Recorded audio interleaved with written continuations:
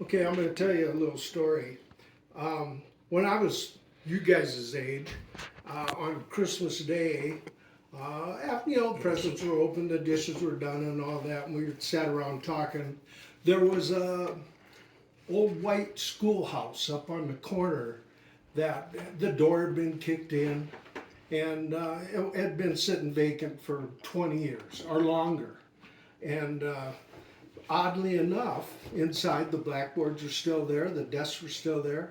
There was an old crock that where they had, it was an outdoor toilet, and there was also a crock for water that was broken, but it was still sitting there.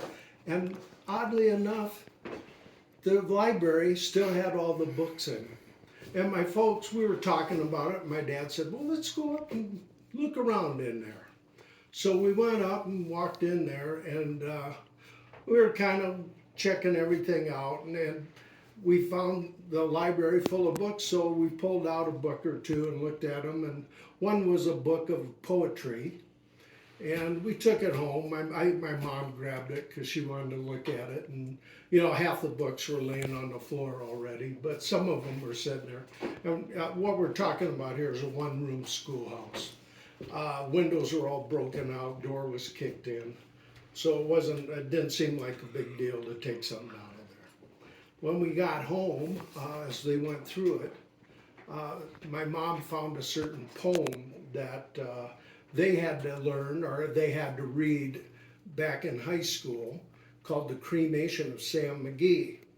And just to lay a little groundwork on what this poem is about, in the United States, there were a number of big gold rushes through the years, but some of the more memorable ones was in 1849 at Sutter's Mill in California. And I'll bring that up because the San Francisco 49ers are named after the guys that all flocked. Somebody found some gold in the creek by Sutter's Mill outside of San Francisco. And during that time, a ton of people, I mean hundreds of thousands of people, found their way to California as a gold rush to mine for gold. Then later on, in 1874, General Custer had an expedition going through the Black Hills. And he found gold down by Custer and started a gold rush coming out here to the Black Hills. Now, later on in 1896, up in the Yukon Territory, up by the Arctic Circle, a Native American fella from the Tlingit tribe named Shookum Jim. He was visiting some relatives, and he went up on Rabbit Creek, which is a tributary of the Yukon River, and he went out and started panning for gold and found a nugget about the size of a dime. And before it was over, they started finding a bunch of gold and started a tremendous gold rush there where in 2 years over 100,000 people rushed to the Yukon to look for gold. So that was a very treacherous journey. And you got to remember, in the Yukon at that time, there weren't a bunch of roads, there weren't highways, and so most of the people that were traveling that area, and you had to go over the Yukon Pass, which was just a really treacherous journey, and most of the guys went by dog sled. And, some people got very rich off it, but the majority of the people did not. The majority of the people starved and lost all their money, and it was a very tough journey. So this story is about two of those guys that got on a dog sled and went to try to find gold. And the name of the story is The Cremation of Sam McGee. There are strange things done in the midnight sun by the men who moil for gold. The Arctic trails have their secret tales that would make your blood run cold. The northern lights have seen queer sights, but the queerest they ever did see was that night on the marge of Lake LaBarge. I cremated Sam McGee. Now, Sam McGee was from Tennessee, where the cotton blooms and blows. Why he left his home in the south to roam around the pole, God only knows. He was always cold, but the land of gold seemed to hold him like a spell. And he'd often say in his homely way that he'd sooner live in hell. On a Christmas day, we were mushing our way over the Dawson Trail. Talk of the cold through the parka's fold, it stabbed like a driven nail. If our eyes we'd close, then our lashes froze, till sometimes we couldn't see.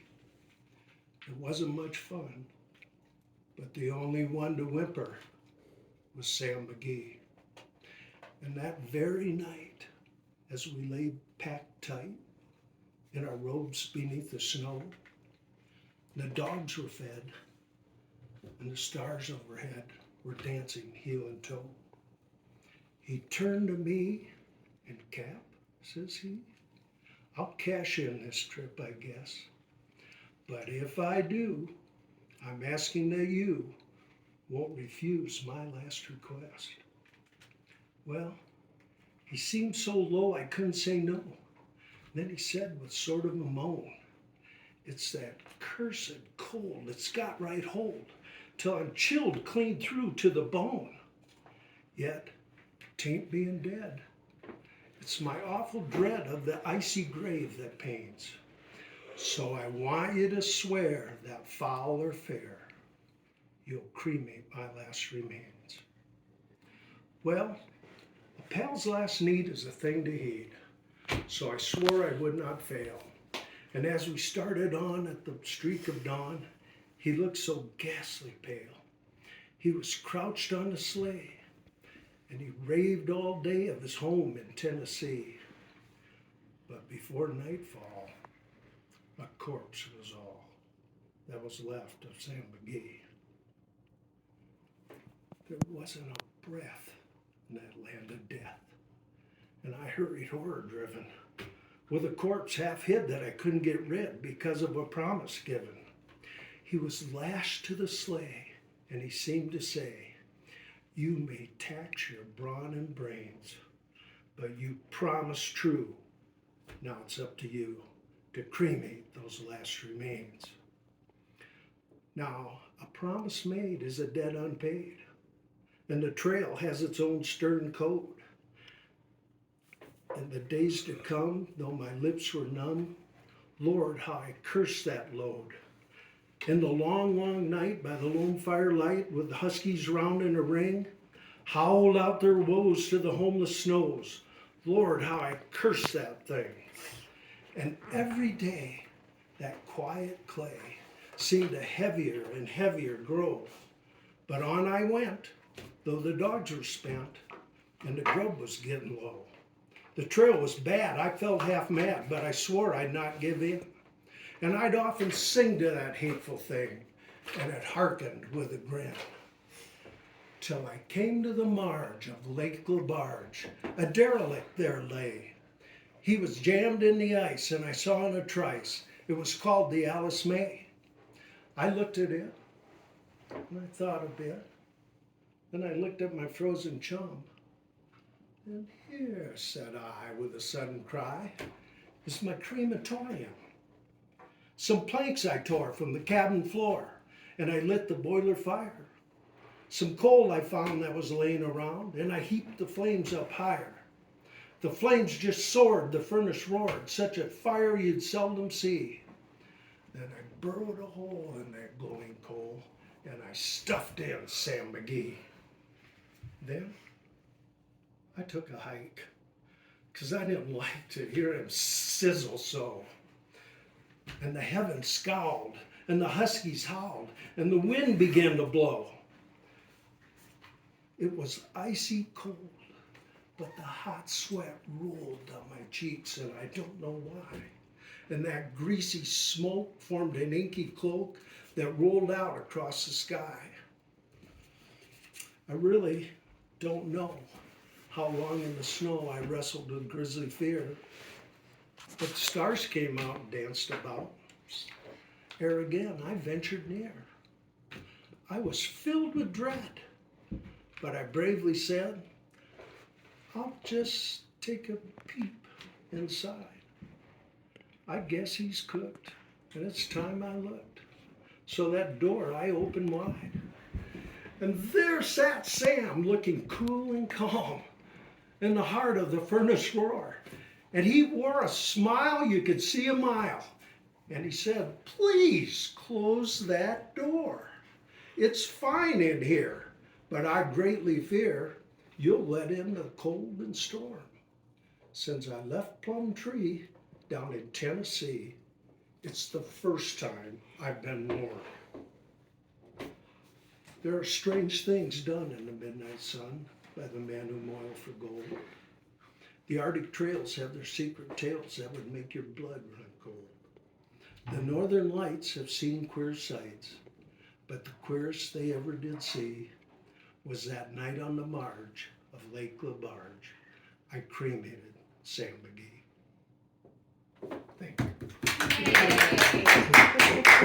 That was the best story I've heard from him. That was awesome, huh? Can you believe Grandpa memorized that? That was awesome. Yeah, I was like questioning, and then when he said like the next sentence, it made so much sense. Yeah. It's pretty impressive. Very impressive.